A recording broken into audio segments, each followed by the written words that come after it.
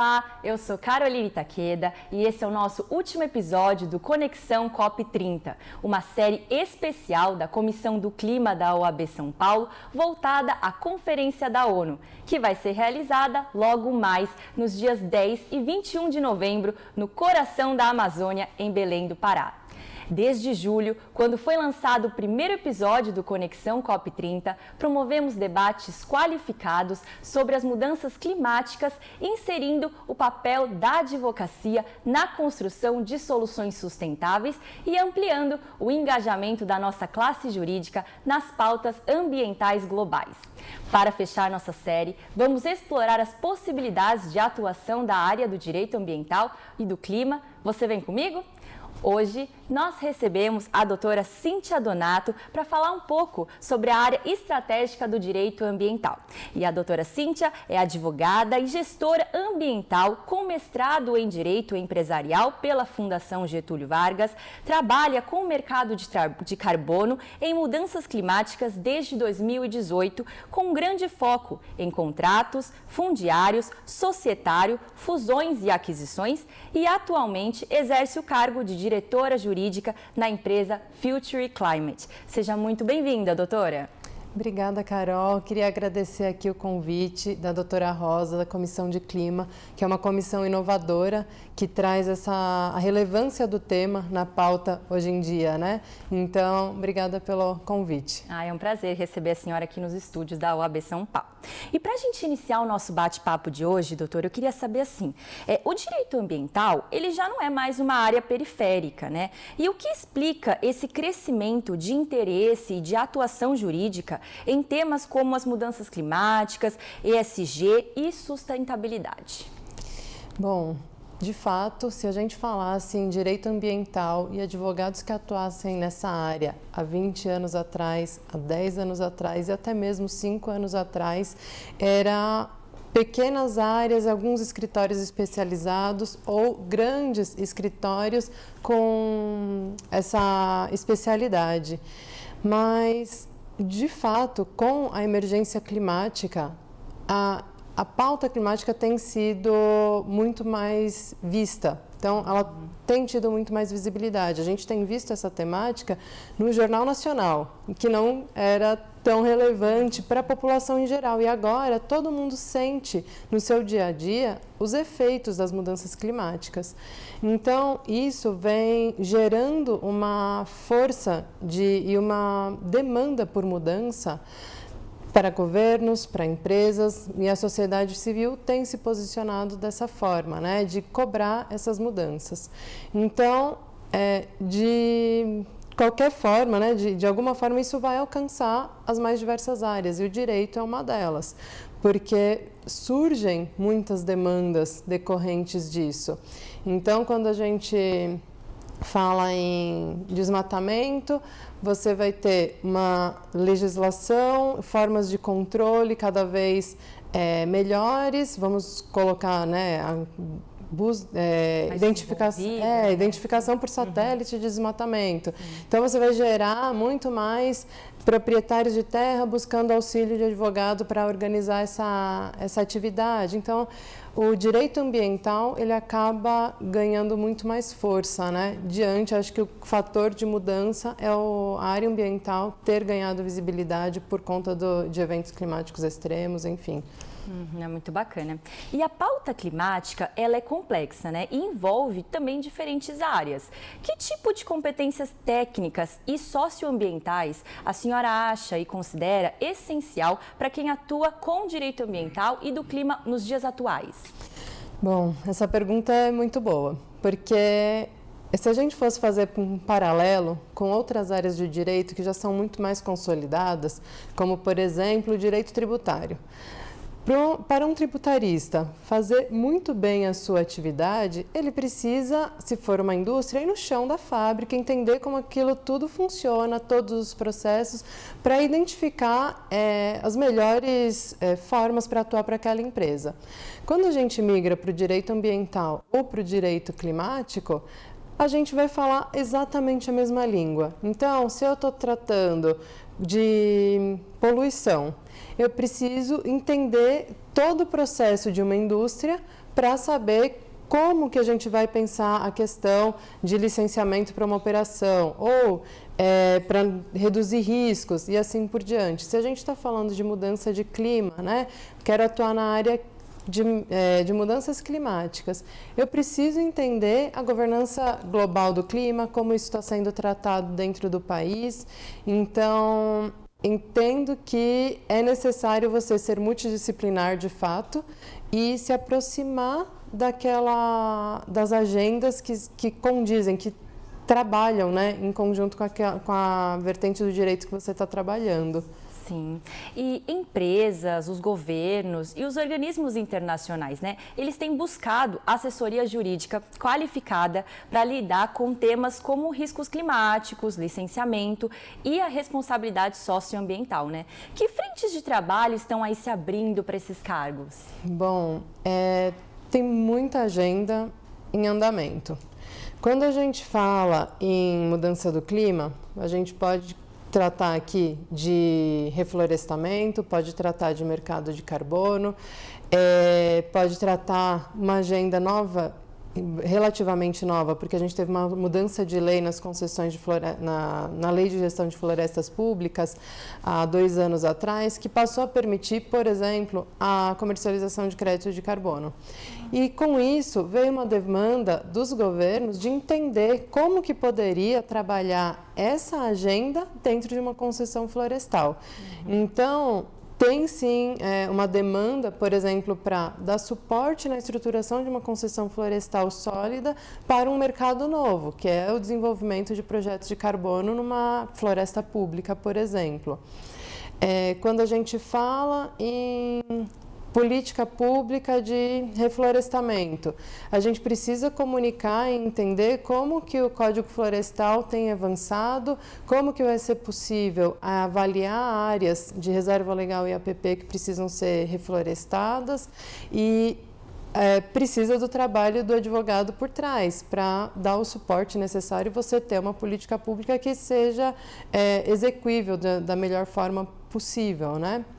Então, eu vejo que são umas mais diversas frentes e existe essa demanda, sim, de governos para dar esse suporte e apoio no dia a dia mesmo, e construir.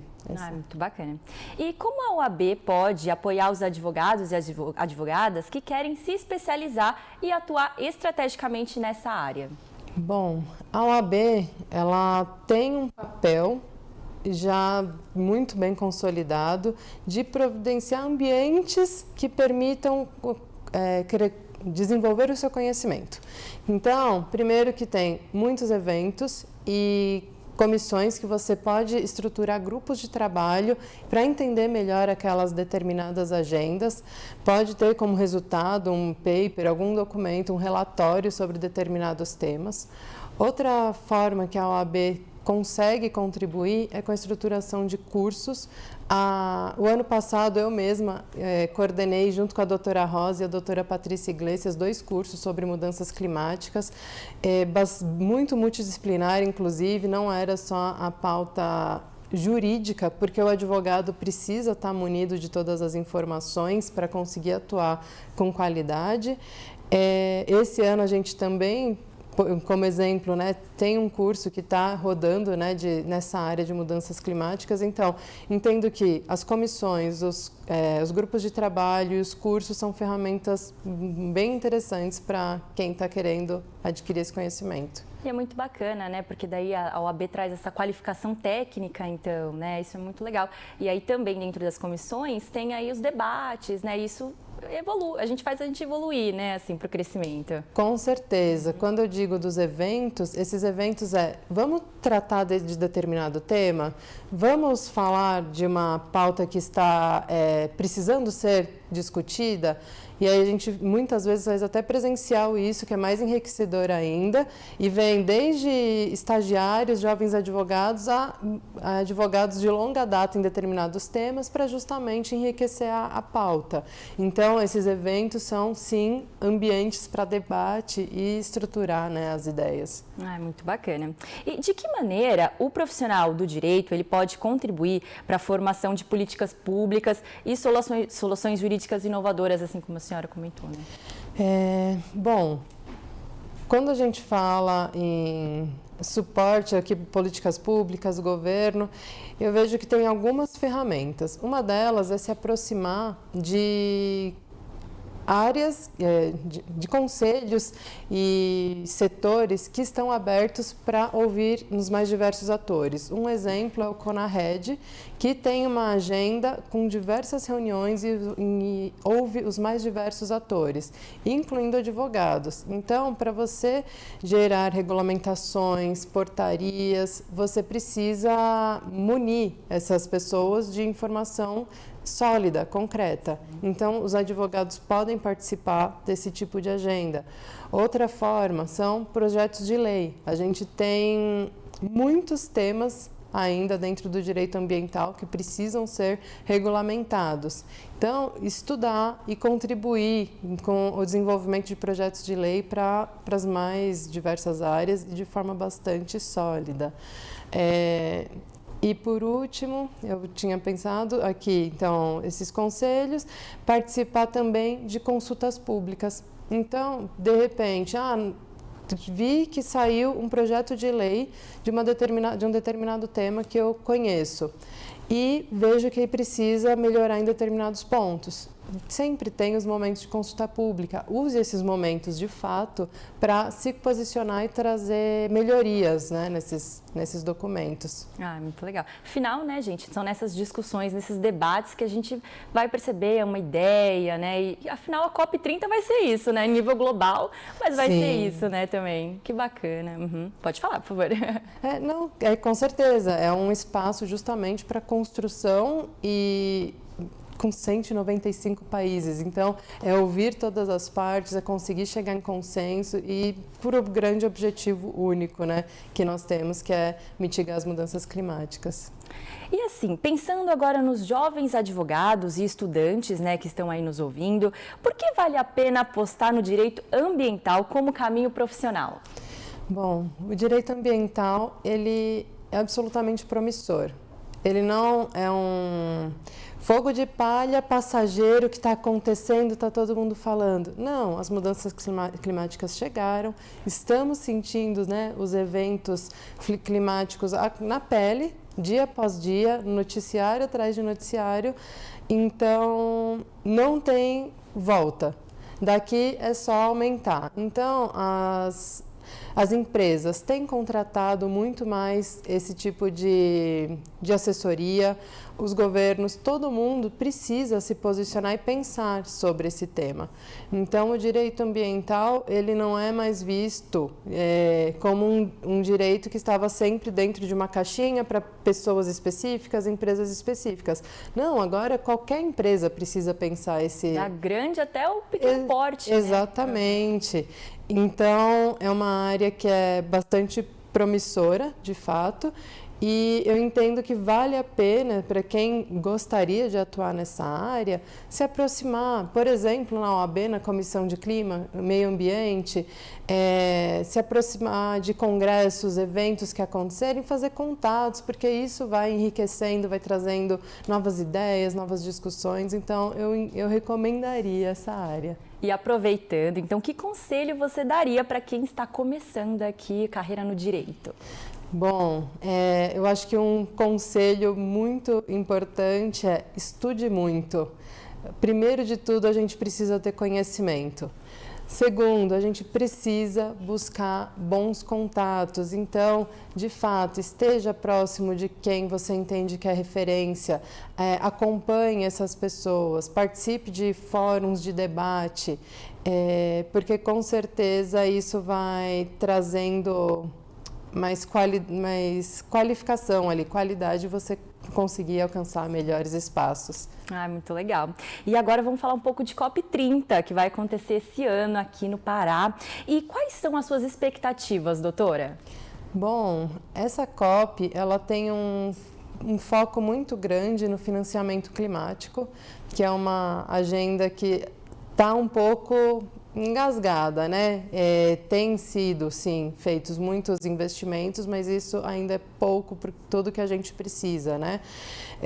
Então, acredito que a gente precisa ter esse avanço e espera-se também que, sendo aqui na Amazônia, a gente consiga sensibilizar para além dessa discussão política e crescimento da estrutura e do acordo que está sendo construído, também sensibilizar para entender o que é a floresta amazônica, o que é a existência dos povos originários, como eles podem contribuir, que eles sejam ouvidos. Então, acho que tem duas agendas importantes que eu tenho boas expectativas, né? E nós estávamos conversando aqui nos bastidores antes de iniciar a gravação e a doutora Cíntia comentou que ela participou da edição anterior da COP. E eu queria saber essa experiência, fiquei muito curiosa, compartilha com a gente. Ai, sim, foi uma experiência enriquecedora. A gente ouve muito falar da COP, vê todos os resultados que vão sendo gerados, mas como que isso acontece na prática, né? Então, a COP do ano passado, a COP 29, foi a COP do Azerbaijão, aconteceu na capital, Baku. A dinâmica da COP ela é bastante interessante, porque enquanto de um lado acontecem todas as negociações governamentais, onde estão os 195 países discutindo como o Acordo de Paris vai ser estruturado, cada linha, cada palavra sendo ali escolhida em longos debates, que a gente tinha o prazer, na verdade, de ter uma associação que se chama La Clima, até para jovens advogados, é uma ótima ferramenta para você entender muito sobre o cenário climático dentro do direito. A gente fazia eles promoviam, né, e eu pude participar para acompanhar fechamentos de como aconteceu dia após dia essas negociações. Então, para quem também não tem tanta proximidade, a COP é um ambiente democrático que permite esses espaços. Então, isso foi muito interessante. E outro ponto bastante interessante é que existe esse saguão onde ficam os pavilhões dos países. E ali também se gera muito debate enriquecedor. Países aprendem com países, porque o Brasil tinha um pavilhão que a gente teve nas mais diversas agendas, falando desde unidades de conservação a mercado de carbono e como isso, falando muito de políticas públicas, tinham muitos representantes de governo. Tinha um pavilhão específico para os estados com a Amazônia Legal, né, com a floresta amazônica, também buscando discutir soluções. Fala-se muito também da transição energética, são muitas pautas relevantes. Então, os países, eles também têm muito a acrescentar com o outro. Então, essas agendas, esses debates, esses eventos também foram muito, muito enriquecedores, com atores dos mais diversos. Eu estou falando aqui em governo, mas quando a gente fala de carbono, eu puxo muito para carbono porque é uma área que eu atuo e tenho um prazer enorme, né, de trabalhar com essa área.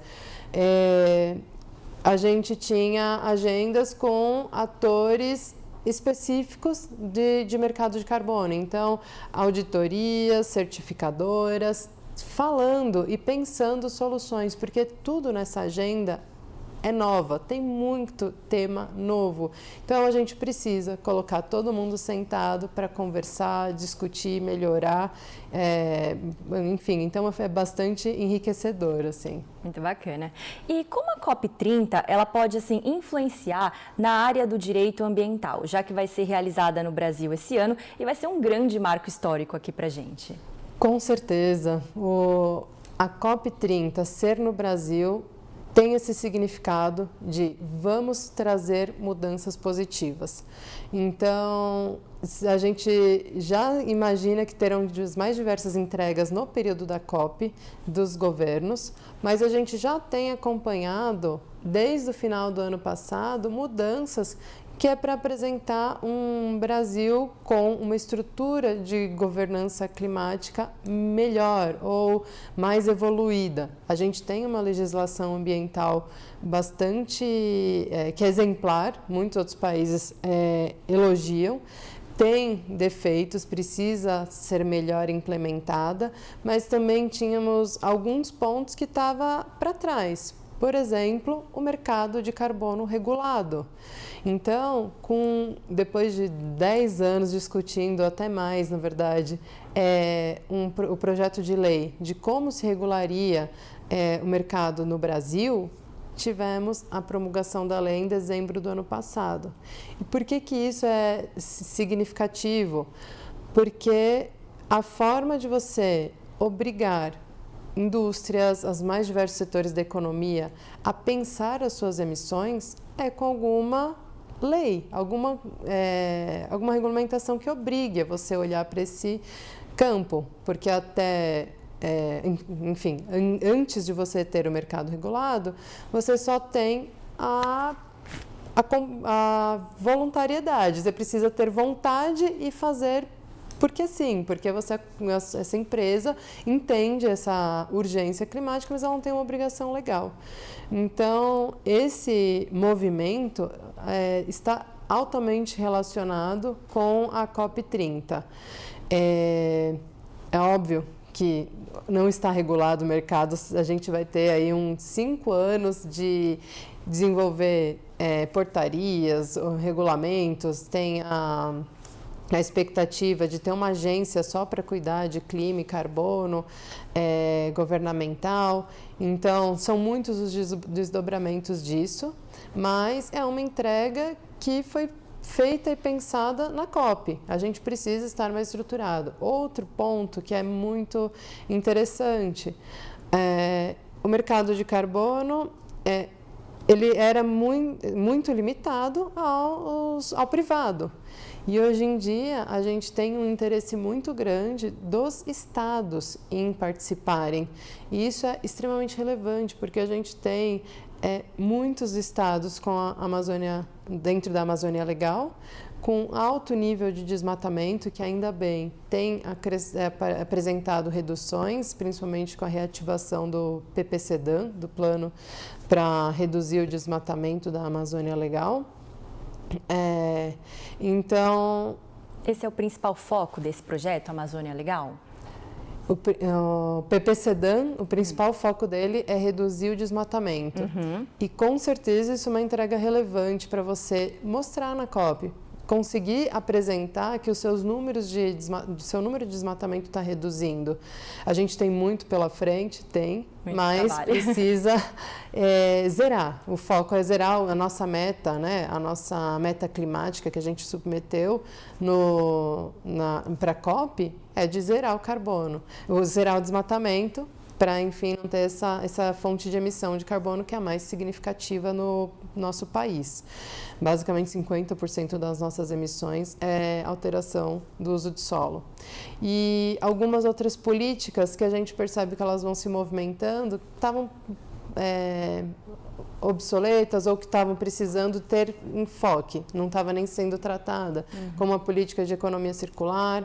Agora a gente teve recente todo o plano de reflorestamento, com previsão de reflorestar 12 milhões de hectares, sendo que 10 milhões reserva legal, área de preservação permanente, 2 milhões em áreas públicas.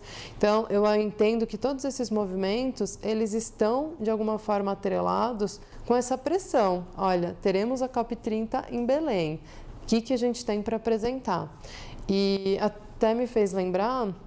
No ano passado, eu assisti a uma apresentação da ministra Marina Silva com o Alckmin, né, o vice-presidente, a Ana Toni também estava lá, para apresentar justamente uma ferramenta do governo de conectar financiamento para os setores que estão trabalhando com reflorestamento, com esses fundos de investimento que têm interesse, ou bancos que têm interesse em fomentar esse tipo de projeto. Então, assim como aconteceu lá, com certeza terão entregas para esse ano também. E para finalizar, doutora Cíntia, você podia falar um pouquinho para a gente sobre os resultados efetivos que são gerados nas conferências do clima? Sim, esse tema é bastante polêmico. A gente acaba vendo muitas pessoas que acompanham com a sensação de que nunca se chega em um acordo e que o Acordo de Paris, por exemplo, ele está sendo negociado desde 2015 sem um fechamento rápido e fica com a sensação de que as coisas não estão andando. Mas a COP, ela tem esse papel de também ser uma ferramenta de pressão para governos.